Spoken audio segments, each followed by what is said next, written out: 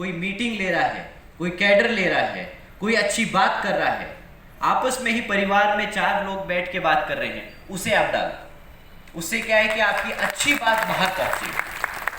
आप उन लोगों को समझ आएगा कि शायद बीएसपी सामने एकदम फ्रंट पे आके नहीं लड़ती, बट उनकी जो नींव है वो इतनी मजबूत है कि घर में बच्चा बच्चा बाबा साहब से लेके अपने हर संत गुरु के बारे में जानता और पहचानता है। तो साथियों, ये रही बात सोशल मीडिया की। अब इसके बाद तीसरी दिक्कत है, और बहुत बड़ी दिक्कत है, कि भाई हमारे कुछ पदाधिकारी हमें काम नहीं करने देते, या गलत लोग गलत जगह बैठे हैं और उसकी वजह से पार्टी को नुकसान हो रहा है। ये बात आपने मुझसे बोली, आपने लोगों से बोली, और ये आपने महसूस करी।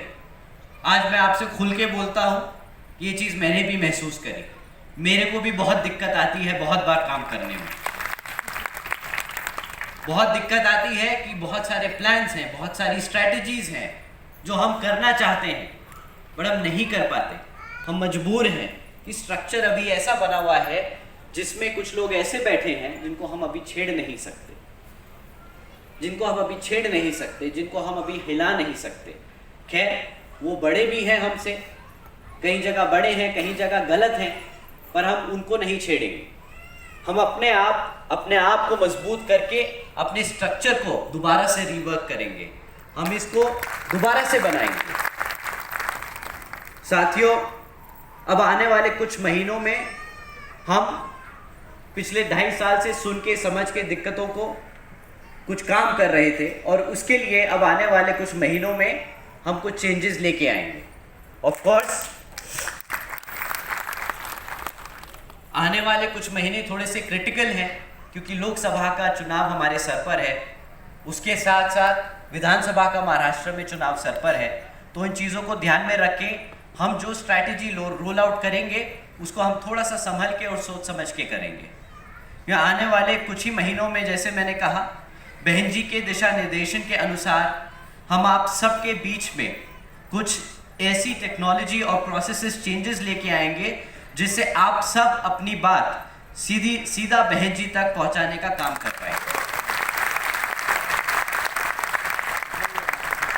वो 2 वे कम्युनिकेशन नहीं होगा कि आप बोले और बहन जी उधर से जवाब दें, परंतु आपकी बात बहन जी तक जरूर पहुंच जाए, ये हम जरूर करके देंगे। साथियों,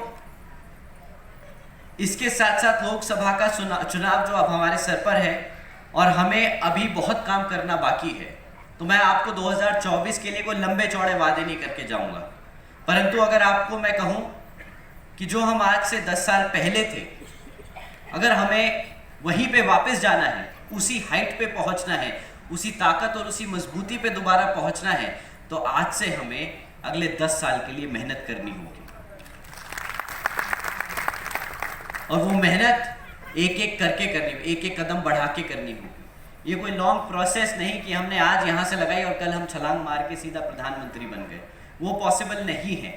बट हम आज से मेहनत करना शुरू करेंगे तो अगले 10 साल में वापस वहां पे पहुंच सकते हैं जहां पे बीएसपी पिछले 2007-8 में थी, अपनी हाइट पे थी। साथियों, जैसा कि आपको मालूम है कि आज हमारे नेशनल वाइस प्रेसिडेंट भी हमारे साथ मीटिंग में मौजूद हैं। मैं और ज़्यादा समय ज़ाया नहीं करूँगा, मैंने अपनी बात समक्ष में इतनी ही रखनी चाहिए, आप लोगों की समझनी चाहिए और आपको बताना चाहा कि आगे क्या है, अगले 10 सालों में हमें किस तरीके से आगे बढ़ना है, क्या आपकी दिक्कतें हैं हमने समझी और हम उसका सल्यूशन निकालने में काम कर रहे हैं। धीरे धीरे हम आगे बढ़ेंगे और इस चीज़ को, पार्टी को दोबारा से वहाँ लेके जाएंगे जहाँ पे हम एक बारी बहुत मजबूती से खड़ा हुआ है।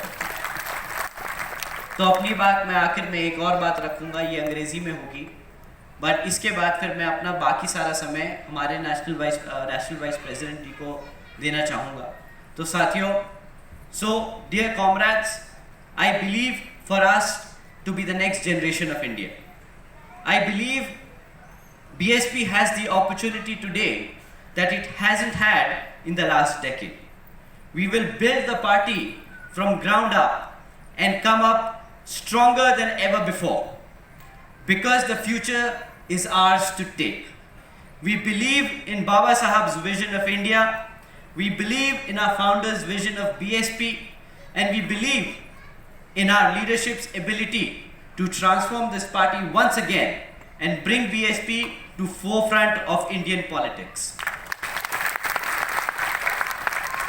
साथियों, अपनी ये बात यही खत्म करते हुए आप सबका तहे दिल से एक बार दोबारा से धन्यवाद करते हुए जय भीम, जय भारत. धन्यवाद साहेब. यानंतर बहुजन समाज पार्टीचे राष्ट्रीय उपाध्यक्ष